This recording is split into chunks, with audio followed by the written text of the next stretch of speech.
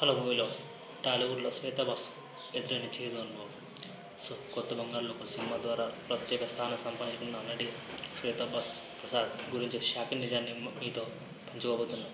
ఒక ఇంటర్వ్యూలో ఆమె తన కెరీర్లో ఎదుర్కొన్న చేదు అనుభవాలను వెల్లడించారు. టాలీవుడ్లో ఒక సినిమా సెట్లో తనను ఎంతగా అవమానించారో ఆమె చెప్పిన మాటలు విన్నాక మీరు షాక్ అవ్వకముందు ఈ వీడియోను పూర్తిగా చూడండి. శ్వేత ప్రసాద్ బాలినటిగా తన కెరీర్ను మొదలుపెట్టి మగ్టీ సినిమాతో బాలీవుడ్లో గుర్తింపు పొందింది. 2008లో కొత్త బంగారు లోకం సినిమా ద్వారా టాలీవుడ్లోకి అడుగుపెట్టింది. ఈ సినిమా బ్లాక్ బస్టర్ అవ్వడంతో శ్వేతకు వరుస అవకాశాలు వచ్చాయి. రైడ్, కాస్కో, కలవర్ కింగ్, ప్రియుడు, జీనియస్ వంటి సినిమాల్లో నటించింది. కానీ ఈ సినిమాలు బాగా ఆడకపోవడంతో ఆమె టాలీవుడ్ దూరమైంది.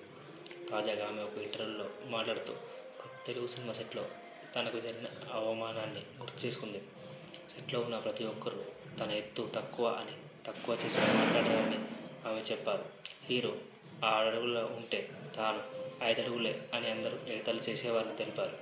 ఆ హీరోకి ప్రతి సీన్ని మార్చేసేవాడు, రీటేక్స్ ఎక్కువ తీసుకునేవాడు, డైలాగులో తెలుగు డైలాగ్స్ చెప్పలేకపోయాడు.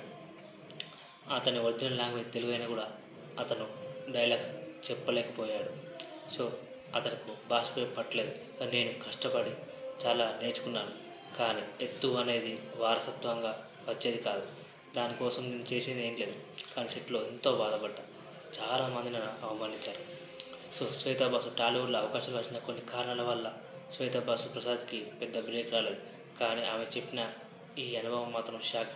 సినిమా ఇండస్ట్రీలో హీరోలకి మాత్రమే ప్రాధాన్యత ఇస్తారని, హీరోయిన్ని చిన్న చూపు చూస్తారనేది చాలా విమర్శకులు చాలా వినిపిస్తున్నాయి. అది ఆమె జరిగిన అనుభవం అని చెప్పాలి.